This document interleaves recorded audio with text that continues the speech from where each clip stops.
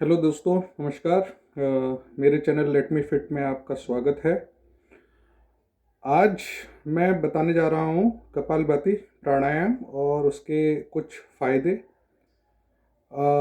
कपालभाति प्राणायाम में एक्चुअली हम लोग सांस बाहर की तरफ प्रेशर से छोड़ते हैं। इसके अनेक फ़ायदे हैं। पहले तो इससे आपके पेट की पूरी एक्सरसाइज हो जाती है और पेट के अंदर जितने भी ऑर्गन्स हैं, आपके किडनी है, लिवर है, आपकी इंस्टेंटाइन है, इनकी प्रॉपर एक्सरसाइज हो जाती है। आज हमारी लेज़ी लाइफ में where we are not much active physically but too much active in mentally, हम लोग भूल गए हैं कि हमारे शरीर को भी हर अंग को एक्टिव होने की ज़रूरत है।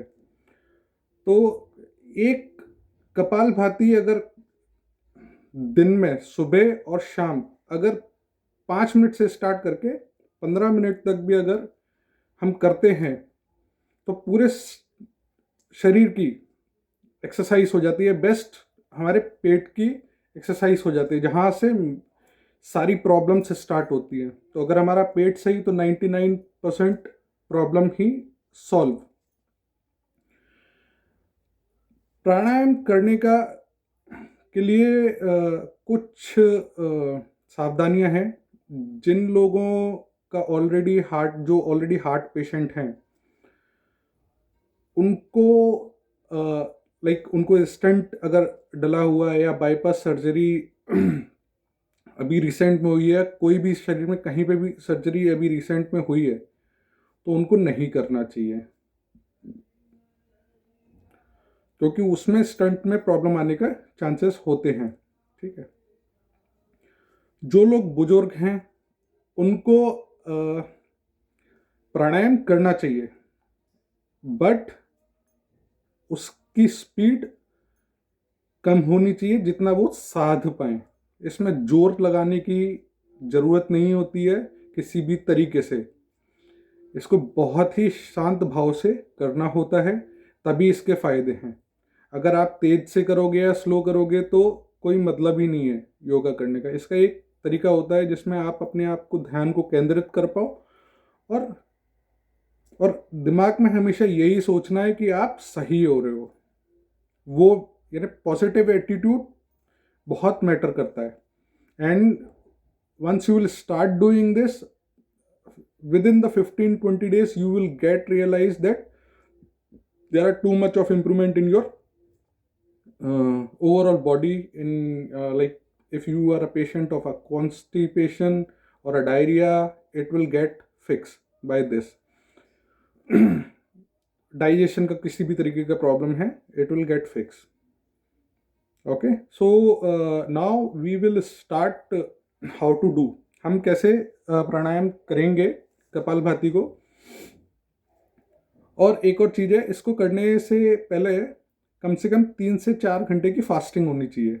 या फिर आप एकदम सुबह करो, आप फ्रेश होकर, जब सुबह उठते हो फ्रेश होके और फिर इसको करो, या शाम को भी कर रहे हो तो लंच से प्राणायाम करने के बीच में कम से कम 3 से 4 घंटे का गैप होना चाहिए। उसका रीज़न है क्योंकि अगर आपकी बॉडी में कहीं ना कहीं स्टमक में खाना पचा हुआ है और वो पूरा प्रोसेस नहीं है तो प्रॉब्लम हो सकती है। ओके, और होती है। तो बेटर अवॉइड, 3 से 4 घंटे का गैप रखो, उसके बाद you can do and you can start your pranayama. 5 minute से स्टार्ट करेंगे एंड देन इसको 15 मिनट तक आप करिए। ठीक है, डेली कम से कम 15-20 दिन। और जितना आप करोगे इसमें प्राणायाम कपालभाति, उतने आपको फायदे मिलेंगे, बट हड़बड़ी नहीं करनी है। ओके, तो मैं आपको बताना जा रहा हूँ कैसे कपालभाति करते हैं। तो इसमें आप या फिर सुखासना में बैठ जाओ या पद्मासना में बैठ जाओ, जैसा भी कंफर्टेबल हो। ठीक है, बट इसमें रीढ़ की हड्डी आपकी सीधी होनी चाहिए और शांत चित्त से स्टार्ट करते हैं। ठीक है, जस्ट फॉलो मी। हमको एक लंबी सांस लेनी है और छोड़नी है। ठीक है, फिर हमको सांस तेजी से छोड़नी है, ठीक है। देखिए,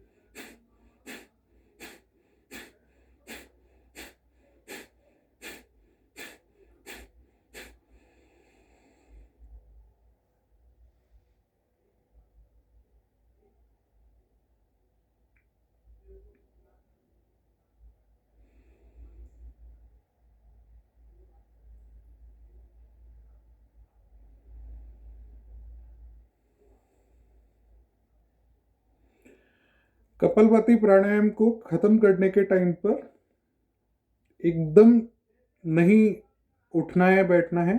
सांसों को जब आप ब्रीथिंग लेते हो तो एक उसको नॉर्मल स्टेज में लाने की ज़रूरत होती है।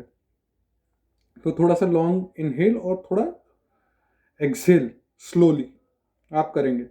एक्चुअली जब कपालभाति करते हैं तो रेस्पिरेटरी सिस्टम और हमारा जो हार्ट बीट है वो बढ़ जाता है, ठीक है।